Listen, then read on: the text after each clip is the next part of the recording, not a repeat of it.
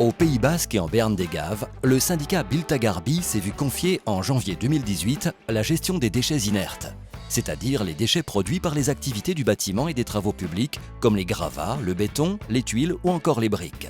Face au manque d'installations techniques réglementaires pour prendre en charge ces déchets, l'établissement public mène depuis plusieurs années au lieu-dit de la Croix des Bouquets à Urrugne un projet d'installation permettant leur valorisation et leur traitement.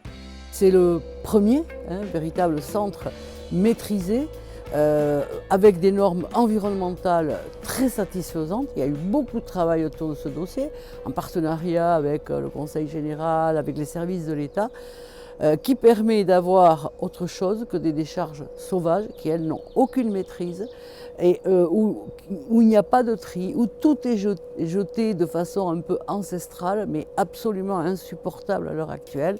Le site de la Croix des Bouquets de 8,4 hectares au total sera en capacité de stocker chaque année jusqu'à 72 000 tonnes de gravats, mais surtout de proposer une plateforme de valorisation pour le recyclage des déchets inertes qui pourront alors être à nouveau réutilisés en matériaux de construction. Soucieux de réduire au maximum l'impact écologique lié à l'implantation de cette installation, le syndicat Biltagarbi a mis en place des mesures compensatoires.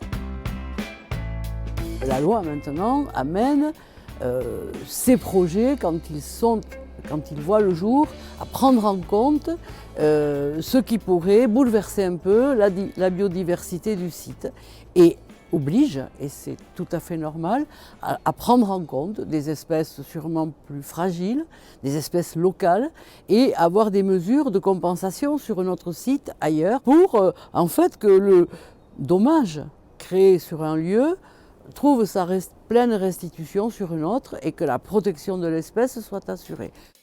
Parmi ces espèces, 2 plantes rares endémiques protégées au niveau national ont été recensées sur le site avant le début des travaux. Environ 500 pieds de grémille prostrée et 100 pieds de sénesson de Bayonne. Un protocole de sauvegarde a été défini par les équipes du syndicat avec les appuis techniques du Conseil départemental des Pyrénées-Atlantiques et du Jardin botanique littoral de Saint-Jean-de-Luz. Une des premières mesures à mettre en place, c'est le transfert des populations. Donc pour le grémille prostré, une partie des populations, donc environ 250 pieds, soit 50% de la population estimée, sera transférée sur 3 sites différents. Le premier ici sur la Croix des Bouquets, un autre site à Bitiola et un autre site sur la Corniche à Amine-Seignan. Pour le sénesson de Bayonne, il sera transplanté uniquement ici. Quant aux arbres qui ont dû être abattus pour la construction du centre, le syndicat Biltagarbi a veillé à ce que d'autres arbres soient plantés en contrepartie sur la commune d'Urrugne. Une autre mesure compensatoire concerne les amphibiens présents sur le site. Ceux-ci ont été capturés puis relâchés sur place, juste à côté d'une mare spécialement aménagée pour eux.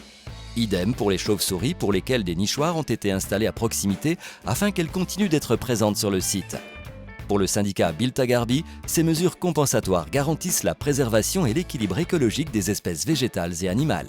Je pense que les mesures compensatoires qui ont été nécessaires ont été bien prises en compte par le syndicat, apporter une réponse satisfaisante, normale, écologique.